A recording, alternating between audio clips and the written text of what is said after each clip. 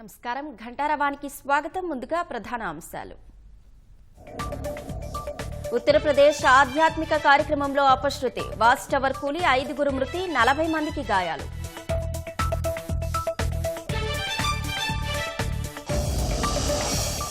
రాష్ట్రంలో నేరాలు 17% తగ్గాయన్న డీజీపీ, గంజాయి నివారణకు చెక్ పోస్టుల ఏర్పాటుకు యోచన.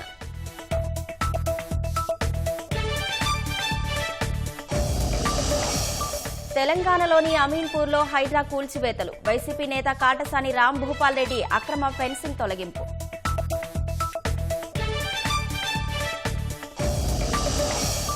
ఒంగోలు కూరగాయల మార్కెట్లో ఆక్రమణల తొలగింపు, జీవనోపాధి కోల్పోతామంటూ వ్యాపారుల ఆందోళన.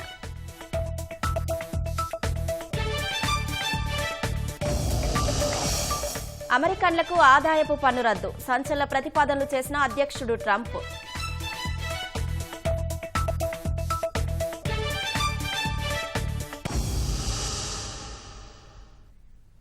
ఉత్తరప్రదేశ్ బాగ్పత్ జిల్లాలోని బడౌత్లో జైన్ కమ్యూనిటీ ఆధ్యాత్మిక కార్యక్రమంలో ఘోర ప్రమాదం చోటు చేసుకుంది. కర్రలతో నిర్మించిన వాచ్ టవర్ కూలిపోవడంతో 5 ప్రాణాలు కోల్పోయారు. 40 మందికి పైగా గాయపడ్డారు. హుటాహుటిన ఘటనాస్థలికి చేరుకున్న సహాయక సిబ్బంది క్షతగాత్రులను సమీపంలోని ఆసుపత్రికి తరలించారు. గాయపడ్డ వారిలో ప్రాథమిక చికిత్స అనంతరం 20 మందిని డిశ్చార్జ్ చేసినట్టు బాగ్పత్ కలెక్టర్ అస్మితాలాల్ తెలిపారు. గత 30 ఏళ్లుగా ఏటా ఈ కార్యక్రమాన్ని భక్తులు నిర్వహిస్తున్నట్టు చెప్పారు. ఆధ్యాత్మిక కార్యక్రమంలో లడ్డూల సమర్పణ కోసం అధిక సంఖ్యలో భక్తులు ఒక్కసారిగా వచ్చిన సమయంలో ప్రమాదం జరిగినట్టు ప్రాథమికంగా తెలుస్తోంది. ఈ ఘటనపై ఉత్తరప్రదేశ్ సీఎం యోగి ఆదిత్యనాథ్ విచారం వ్యక్తం చేశారు. మృతుల కుటుంబాలకు సంతాపం ప్రకటించారు. గాయపడ్డ వారికి మెరుగైన వైద్యం అందించాలని అధికారులను ఆదేశించారు. ఢిల్లీలోని బురారీ ప్రాంతంలో 4 అంతస్తుల భవనం కూలిన ఘటనలో 2 మృతి చెందినట్టు అధికారులు ప్రకటించారు. ఇప్పటి వరకు 12 మందిని కాపాడినట్టు చెప్పారు. సహాయక చర్యలు కొనసాగుతున్నాయని, మరింత మంది శిథిలాల కింద చిక్కుకొని ఉండే అవకాశం ఉందని తెలిపారు. బురారీ ప్రాంతంలో ఇటీవల నిర్మించిన ఓ భవనం సోమవారం రాత్రి 7 గంటల సమయంలో ఒక్కసారిగా కూలిపోయింది. హుటాహుటిన ఘటనాస్థలికి చేరుకున్న రెస్క్యూ సిబ్బంది సహాయక చర్యల్లో నిమగ్నమయ్యారు. కూలిపోయిన భవనం ఆస్కార్ పబ్లిక్ స్కూల్కు సమీపంలో ఉందని, 200 చదరపు గజాల్లో విస్తరించి ఉందని పోలీసులు చెప్పారు. బాపట్ల జిల్లా అమర్తలూరు మండలం ఇంటూరు గ్రామ సమీపంలో 20 మందితో వెళ్తున్న టాటా ఏస్ బోల్తా పడింది. ప్రమాదంలో 10 మంది ప్రయాణికులకు తీవ్ర గాయాలయ్యాయి. సూర్యలంక బీచ్కు వెళ్తుండగా దుర్ఘటన జరిగిందని ప్రయాణికులు తెలిపారు. ఆటో డ్రైవర్ మద్యం మత్తులో ఉన్నట్లు తెలిసింది. క్షతగాత్రులను మెరుగైన వైద్యం కోసం ప్రభుత్వ వైద్యశాలకు తరలించారు.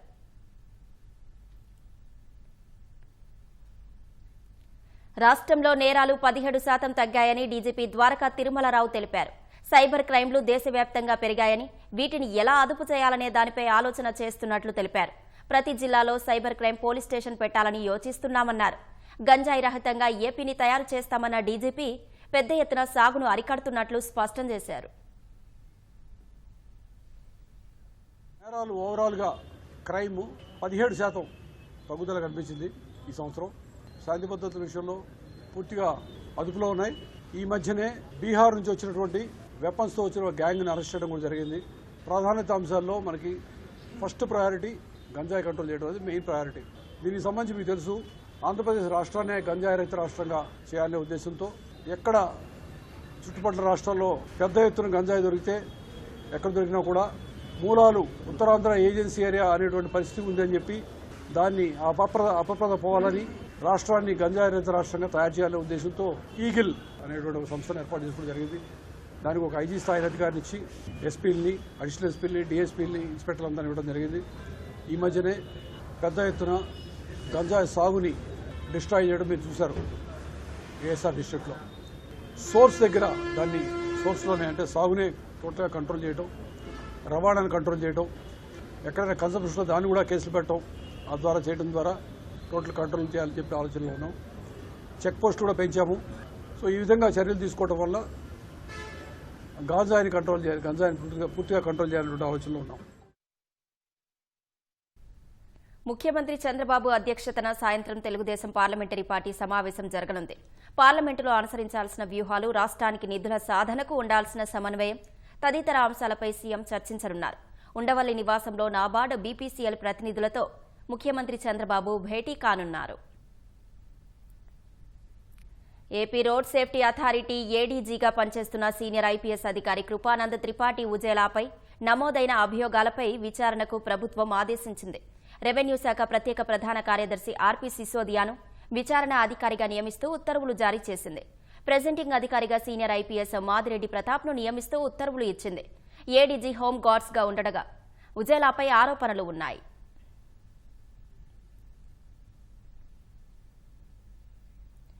ఒంగోలులోని కొత్త కూరగాయల మార్కెట్లో ఆక్రమణల తొలగింపులో ఉద్రిక్తత చోటు చేసుకుంది. మార్కెట్లో రోడ్ల పక్కన ఏర్పాటు చేసిన దుకాణాలను పోలీసుల సమక్షంలో మున్సిపాలిటీ సిబ్బంది తొలగిస్తున్నారు. మున్సిపల్ సిబ్బంది తీరును నిరసిస్తూ దుకాణాల యజమానులు ఆందోళనకు దిగారు. కొంతమంది వ్యాపారులు పెట్రోల్ పోసుకునే ప్రయత్నం చేయగా పోలీసులు అడ్డుకున్నారు. తమకు న్యాయం చేయాలని వ్యాపారులు డిమాండ్ చేశారు.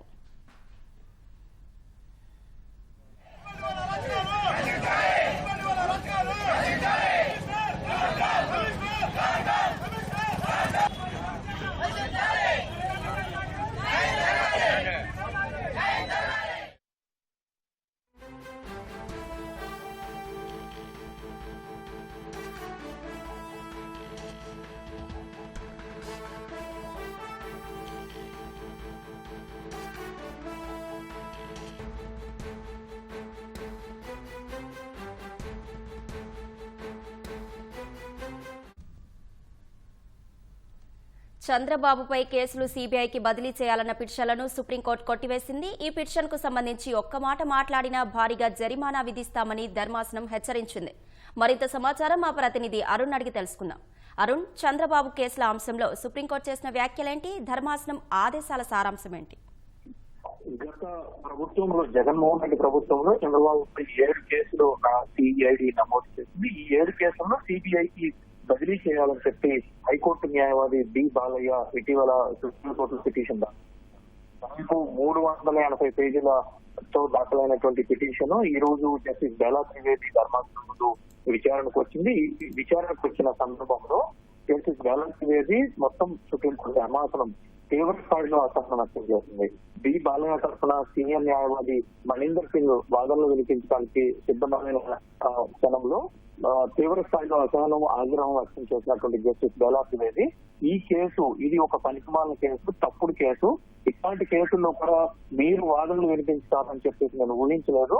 ఇట్లాంటి పిటిషన్ కూడా మీరు వాదించడానికి సిద్ధమవుతున్నారనేటువంటి విషయం తనకు తెలియదు, ఆ అవగాహన కూడా తనకు లేదు అని చెప్పి తీవ్ర స్థాయిలో మణీందర్ సింగ్ పై అసహనం వ్యక్తం చేశారు. అదే సందర్భంలో ఈ పిటిషన్ కు సంబంధించి ఒక్క మాట మాట్లాడినా సరే భారీ జరిమానా విధిస్తాను, ఎంత జరిమానా విధిస్తాను అనేది కూడా తను ఊహించలేను అనేటువంటి వ్యాఖ్యలు కూడా ఈ సందర్భంగా జస్టిస్ బేలా త్రివేది చేయడం జరిగింది.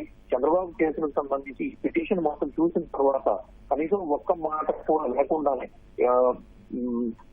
సీనియర్ న్యాయవాది మణీందర్ సింగ్ తన వాదనలు వినిపించడానికి సిద్ధమైన క్షణంలో తీవ్ర స్థాయిలో అసహనం ఆగ్రహం వ్యక్తం చేసినటువంటి జస్టిస్ బేలా త్రివేది ఇది ఎట్టి పరిస్థితుల్లో కాదు అని చెప్పి స్పష్టం చేస్తూ ఈ పిటిషన్ సంబంధించి ఒక్క మాట మాట్లాడినా అది నిరర్థకమైనది అనేటువంటి స్థాయిలో తాను స్పందిస్తూనే ఒక్క మాట కూడా వినకుండానే పిటిషన్ ను పూర్తి స్థాయిలో డిస్మిస్ చేశారు. ధన్యవాదాలు అరుణ్.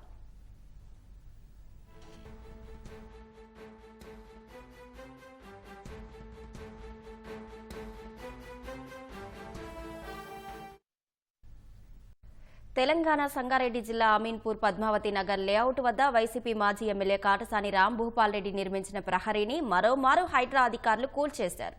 కొద్ది రోజుల క్రితం అక్రమంగా నిర్మించిన ప్రహరీని తొలగించగా కాటసాని మళ్లీ తన వాళ్లతో ఫెన్సింగ్ వేయించారు.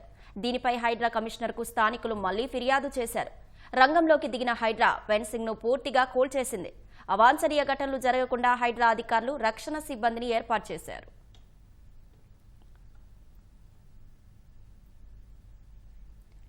ఆలయాలకు వచ్చే భక్తులు, వారికి అందుతున్న సౌకర్యాలు, ఇబ్బందులు, సలహాలు తెలుసుకునేందుకు దేవాదాయ శాఖ సర్వే చేపడుతోంది.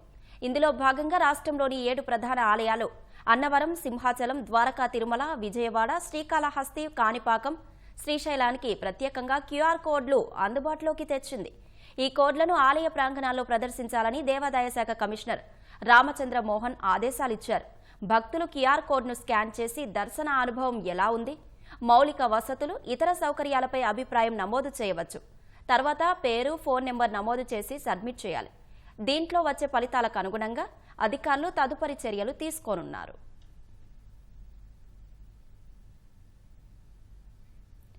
ఉత్తరప్రదేశ్లోని ప్రయాగ్రాజ్లో జరుగుతున్న మహాకుంభమేళాలో ఇప్పటి వరకు పుణ్యస్నానాలు చేసిన భక్తుల సంఖ్య 15 కోట్లు దాటింది. ఉత్తరప్రదేశ్ ప్రభుత్వం ఓ ప్రకటనలో ఈ విషయాన్ని వెల్లడించింది. గంగా, యమున, సరస్వతి నదులు కలిసే త్రివేణి సంగమంలో ఉదయం నుంచే భక్తులు పుణ్యస్నానాలు ఆచరిస్తున్నారని తెలిపింది. బుధవారం మౌని అమావాస్య నేపథ్యంలో అధిక సంఖ్యలో భక్తులు ప్రయాగ్రాజ్కు క్యూ కడుతున్నారు. భక్తుల రాకతో ప్రయాగ్రాజ్ జనసంద్రాన్ని తలపిస్తోంది. ప్రపంచంలోనే అతిపెద్ద ఆధ్యాత్మిక క్రతువు అయిన కుంభమేళాలో ఎలాంటి ఇబ్బందులు తలెత్తకుండా అధికారులు కట్టుదిట్టమైన ఏర్పాట్లు చేశారు.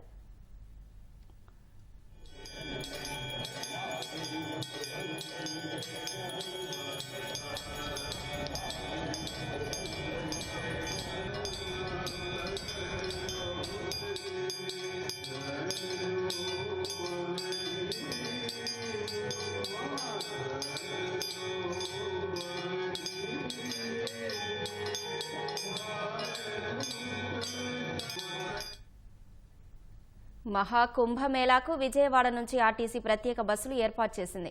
ఈ యాత్రలో ప్రయాగ్రాజ్తో పాటు అయోధ్య, కాశీ పుణ్యక్షేత్రాలను భక్తులు దర్శించుకునేలా బస్సులు నడపనున్నారు. రానుపోను 3600 కిలోమీటర్ల మేర మొత్తం 8 రోజుల పాటు యాత్ర ఉండేలా ప్రణాళిక రూపొందించారు. ఫిబ్రవరి 1న ఉదయం విజయవాడ PNBS నుంచి ప్రత్యేక బస్సులు బయలుదేరనున్నాయి. 2వ తేదీ సాయంత్రానికి ప్రయాగ్రాజ్ చేరుకుంటాయి. అయోధ్య బాలరాముడు, కాశీ విశ్వేశ్వరుడు దర్శనం అనంతరం ఫిబ్రవరి 7న బస్సులు తిరుగు పయనం కానున్నాయి. ఈ యాత్రలో పిల్లలు, పెద్దలకు ఒకటే ఛార్జీ ఉంటుందని ఆర్టీసీ అధికారులు తెలిపారు. సూపర్ లగ్జరీ బస్సులో ఒక్కొక్కరికి రానుపోను ఛార్జీ 8,000 రూపాయలుగా నిర్ణయించారు. Star liner non AC sleeper బస్సులో 11,000, వెన్నెల ఏసీ స్లీపర్ బస్సుల్లో 14,500గా నిర్ణయించారు. భోజనం, వసతి ఖర్చులు భక్తులే పెట్టుకోవాలని ఆర్టీసీ స్పష్టం చేసింది. యాత్రకు వెళ్లదలిచిన వారు 29 మంది సమూహంగా వస్తే ప్రత్యేక బస్సులు ఏర్పాటు చేస్తామని ఎన్టీఆర్ జిల్లా DPTO తెలిపారు. ముందస్తు రిజర్వేషన్ కోసం ఆన్లైన్లో సమీప bus station, RTC ticket booking ఏజెంట్ల వద్ద టికెట్లు పొందే ఏర్పాట్లు చేసినట్లు వివరించారు. ఇప్పటికే కొవ్వూరు, రాజమహేంద్రవరం డిపోల నుంచి బస్సులు ఏర్పాటు చేయగా వాటిల్లో రిజర్వేషన్లు పూర్తయ్యాయని వివరించారు.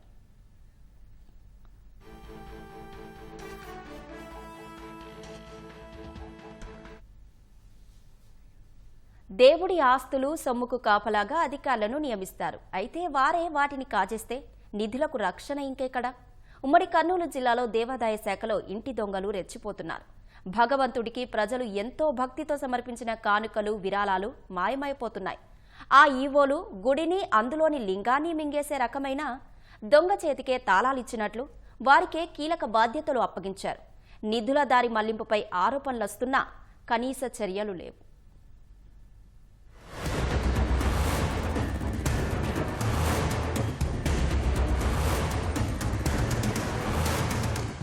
ఉమ్మడి కర్నూలు జిల్లా దేవాదాయ శాఖలో అవినీతి రాజ్యమేలుతోంది. దేవుడి సొమ్మును, ఆస్తిని పరిరక్షించాల్సిన ఈవోలే వాటిని కాజేస్తోన్న ఉదంతాలు వెలుగు చూస్తూనే ఉన్నాయి. తాజాగా నంద్యాల జిల్లా నందికొట్కూరు గ్రూప్ ఆలయాల ఈవో అవినీతి బండారం బయటపడింది. వివిధ ఆలయాలకు చెందిన 1 కోటికి పైగా ఫిక్స్డ్ డిపాజిట్లు డ్రా చేసి సొంత అవసరాలకు, అప్పులు తీర్చేందుకు వాడేసుకున్నట్లు అధికారులకు ఫిర్యాదు అందింది.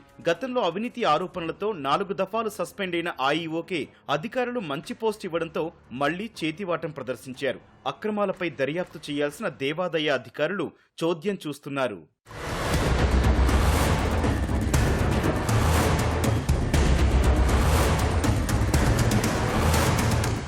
నంద్యాల జిల్లా కానాల గ్రూప్ ఆలయాల ఈవో 1,20,00,000 రూపాయల ఫిక్స్డ్ డిపాజిట్లు డ్రా చేసి క్రికెట్ బెట్టింగ్, ఇతర జోద క్రీడలకు వాడేశారు. ఈ విషయాన్ని గతంలో ఈటీవీ, ఈనాడు వెలుగులోకి తీసుకురావడంతో అప్పట్లో దేవాదాయ శాఖ అధికారులు హడావిడి చేసినా ఇప్పటికీ చర్యలు తీసుకోలేదు. తాజాగా మళ్లీ ఆయన ఆలయాల లీజుల సొమ్ము 60 లక్షలు కూడా వాడేసుకున్నట్లు బయటపడింది. దేవాదాయ శాఖ అధికారుల ఫిర్యాదు మేరకు ఆయనపై నంద్యాల, కర్నూలులో 2 కేసులు నమోదయ్యాయి. అయితే ఈవోను సస్పెండ్ చేసినా అరెస్టు చేయకపోవడంపై అనుమానాలు వ్యక్తమవుతున్నాయి.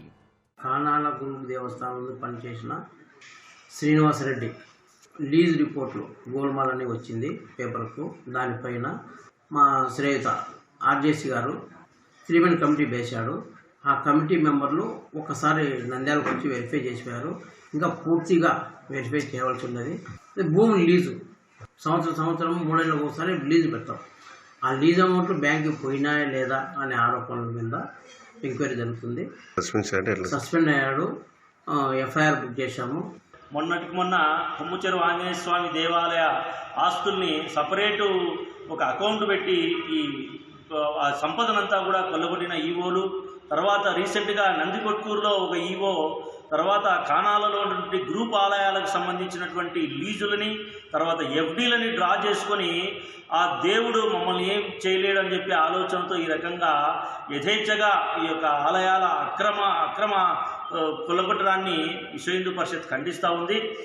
కానాల దగ్గర ఉన్నటువంటి శివాలయంలో అక్కడ ఉన్నటువంటి ఆ ఈవో గారు చేసినటువంటి అవినీతి సొమ్మును ఖచ్చితంగా రికవరీ చేయాలని చెప్పి ప్రభుత్వాన్ని మేము కోరుకుంటున్నాము.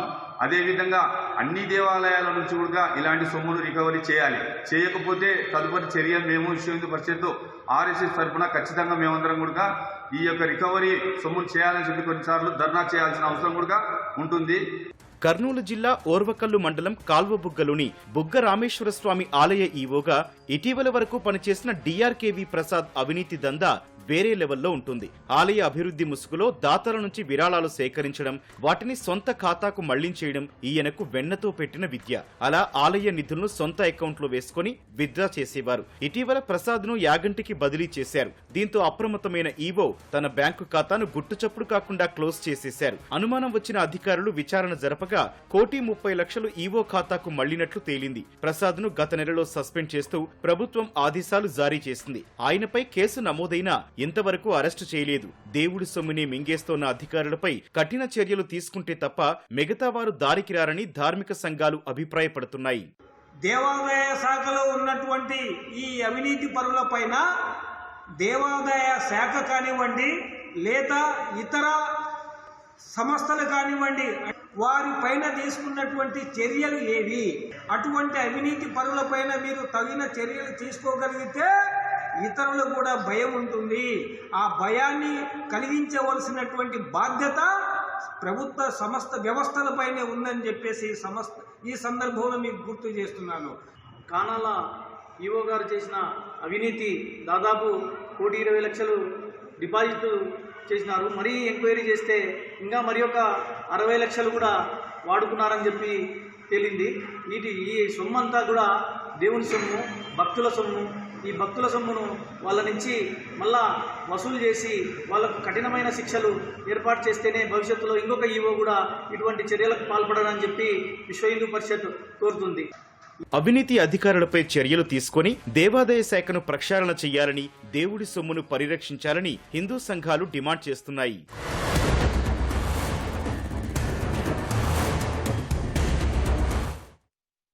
దమ్మనేది వినపడింది మాకు చెవులో. మొత్తం క్లాప్ మొత్తం పడింది సార్. మొత్తం పడింది, ఏం లేదుగా.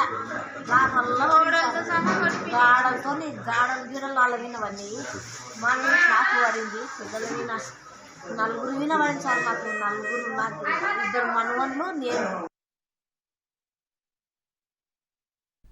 పంటలు పాడి పశువులతో కలకలలాడినప్పుడే ఏ ప్రాంతమైనా సుభిక్షంగా ఉంటుంది.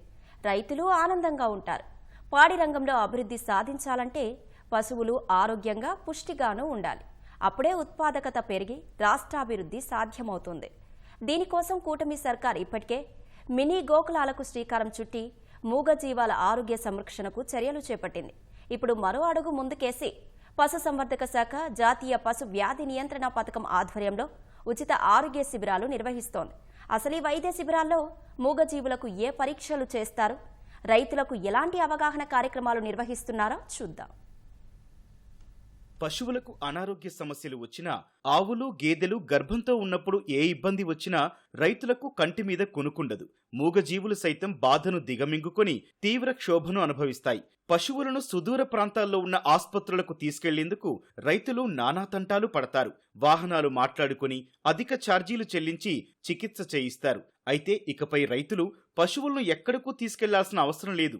వైద్యులే స్వయంగా గ్రామాలకొచ్చి మూగజీవాల బాగోగులు చూస్తారు. పశువుల రోగాల నివారణ, ఉత్పాదకత పెంపే లక్ష్యంగా పశుసంవర్ధక శాఖ జాతీయ పశువ్యాధి నియంత్రణ పథకం ఆధ్వర్యంలో కూటమి ప్రభుత్వం ఊరూరా ఉచిత ఆరోగ్య శిబిరాలు నిర్వహిస్తోంది. వెటర్నరీ డాక్టర్లు క్షేత్రస్థాయికి వెళ్లి పశువులను పరిశీలించి వాటికి అవసరమైన చికిత్స చేస్తున్నారు. ఇందులో భాగంగా మొదటి విడతలో ఈ నెల 20 నుంచి 31 వరకు ఉమ్మడి గుంటూరు జిల్లా వ్యాప్తంగా పశు ఆరోగ్య శిబిరాలు నిర్వహిస్తున్నారు. ప్రతి పల్లెలో ఆవులు, గేదెలు, దూడలకు పరీక్షలు చేసి నట్టల నివారణకు, ఎదకు రాని, చూలు కట్టని పశువులకు, గర్భకోశ వ్యాధులకు పరీక్షలు చేసి ఉచితంగా ఔషధాలు అందిస్తున్నారు. తేలికపాటి శస్త్రచికిత్సలు చేస్తున్నారు.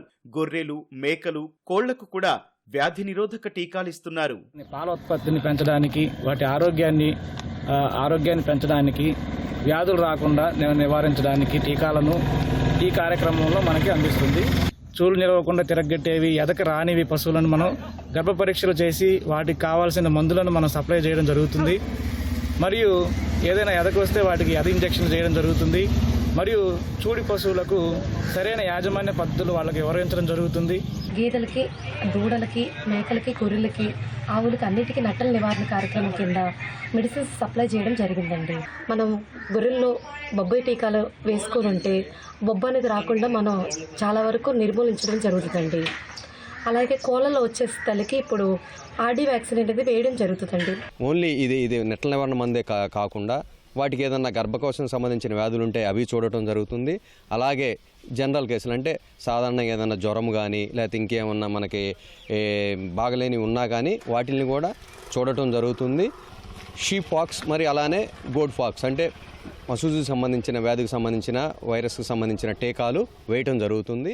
మూగజీవాలకు వచ్చే రోగాలు, నివారణ మందులపై వైద్యులు, అధికారులు రైతులకు సూచనలిస్తున్నారు.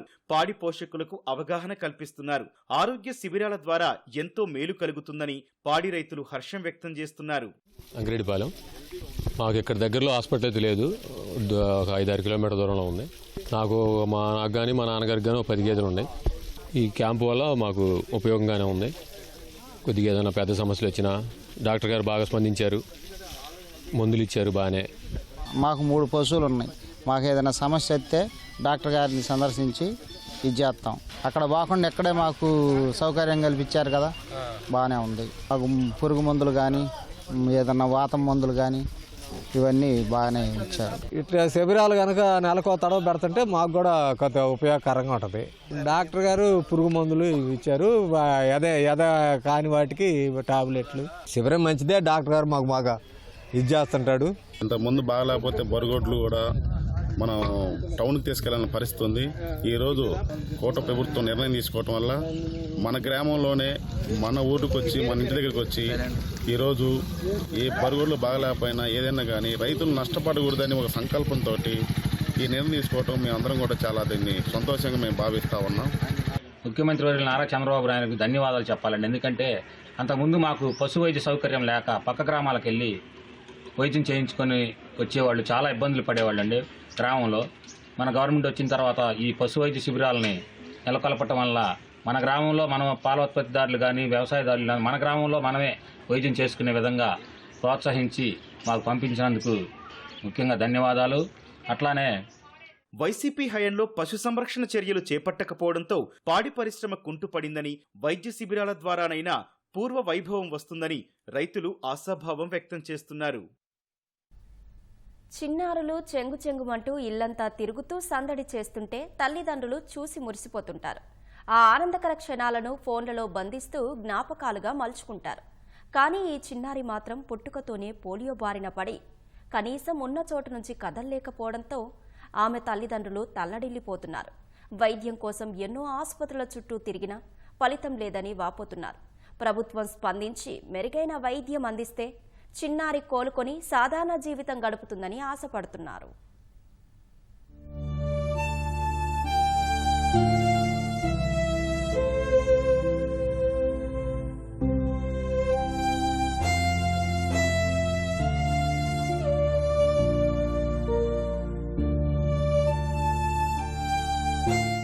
నెల్లూరు జిల్లా ఏఎస్పేటలో నివాసముంటున్న బాలుస్వామి రాణి దంపతులకు 2 సంతానం. 15 ఏళ్ల క్రితం తమిళనాడు నుంచి వలస వచ్చి స్థానికంగా స్థిరపడ్డారు. బాలుస్వామి స్వీట్ షాప్ నిర్వహిస్తూ కుటుంబాన్ని పోషిస్తున్నారు. కుమారుడు జైరాం బీటెక్ చదువుతుండగా కుమార్తె మహిష పుట్టుకతోనే పోలియో బారిన పడింది. 14 ఏళ్లు వచ్చినా ఎదుగుదల లేక 3 అడుగులకే పరిమితమైంది. వెన్నుపూస వంగిపోవడంతో కాళ్లు చచ్చుపడ్డాయని బాలుస్వామి చెప్పారు. బడికి వెళ్లి చదువుకోవాలని ఉన్నా చిన్నారికి శరీరం సహకరించడం లేదన్నారు. ఇబ్బందులున్నా 9వ తరగతి వరకు చదువుకుందని, యూరిన్ సమస్య రావడంతో 2 ఏళ్లుగా పాఠశాలకు పంపించకుండా ఇంట్లోనే చదివిస్తున్నట్లు బాలుస్వామి తెలిపారు.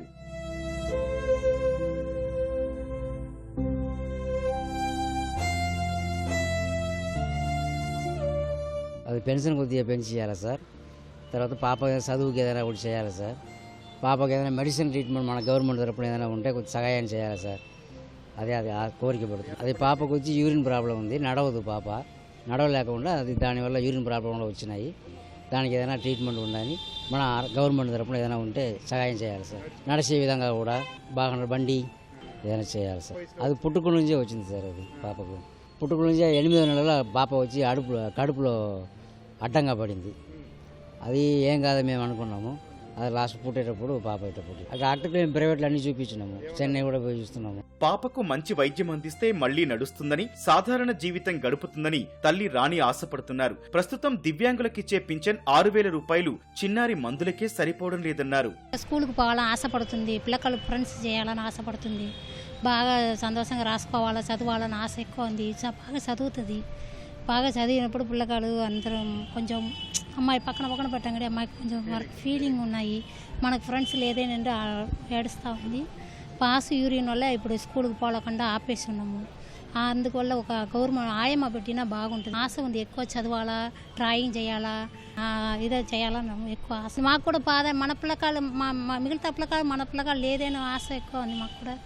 చదివి ఏదో ఒకటి హాస్పిటల్లో గవర్నమెంట్ వాళ్ళ తరపున ఏదో ఒక మంచి అమ్మాయికి సహాయం చేయాలని నేను కోరుకుంటాను సార్. స్నేహితులతో కలిసి బడికి వెళ్లి చదువుకోవాలని ఉందని, ఆరోగ్యం మెరుగుపడితే డ్రాయింగ్ టీచర్ అవుతానని మహిషా చెబుతోంది. బాగా చదువుకోవాలి, తర్వాత స్కూల్కి బాగా వెళ్ళాలి, బాగా ఆరోగ్యంగా ఉండాలి, నడవడం అన్నీ ఉండాలి, అంతే. పిల్లలతోనే ఆడుకోవాలి, తర్వాత బాగా సంతోషంగా ఉండాలి. నాన్న అమ్మని అందరూ సంతోషంగా ఉండాలి.